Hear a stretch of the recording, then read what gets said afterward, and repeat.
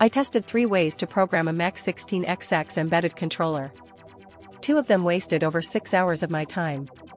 Only one actually worked in a real production environment. Most firmware developers make the same critical mistake from the start. They pick the wrong toolchain before they even read the datasheet. And the consequences hit hard: bricked boards, failed deadlines, and weeks of debugging. But here's where it gets interesting. The MEC16xx family from Microchip is powering a huge number of laptops and embedded systems right now. We're talking about chips handling keyboard controllers, fan control, and power sequencing. Getting the firmware wrong means the entire board fails. Over 60% of embedded bring-up failures trace back to toolchain mismatches. That's not a small number. MEC16xx chips run an ARM Cortex-M4 core. But programming them is nothing like a standard ARM dev board. There's a custom SPI flash boot process involved. There are proprietary headers. There are undocumented timing windows. Most tutorials skip all of that entirely. That's exactly why so many engineers waste days on what should take hours. The toolchain trap is the first place everything goes wrong. And it's almost completely avoidable. Here's mistake number 1.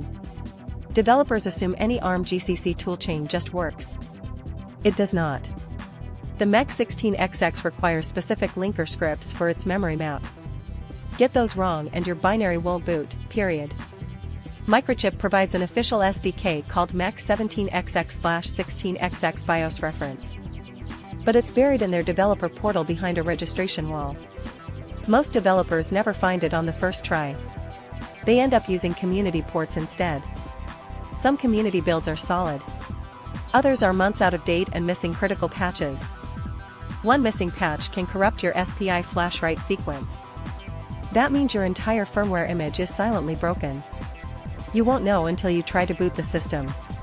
That's 4 to 6 hours gone with no obvious error message. But here's the real twist: the official SDK has its own hidden landmines too. Some engineers discovered the OpenEC project as a shortcut. OpenEC is an open-source firmware base targeting EC chips, including some MEC16xx variants. It sounds perfect. It is absolutely not perfect, at least not out of the box. Here's the problem. OpenEC's MEC16xx support is incomplete for newer silicon revisions. Specifically, MEC1633 and MEC1634 have timing differences that OpenEC doesn't fully account for. That breaks USB enumeration and SMBus communication on about 30% of hardware configurations.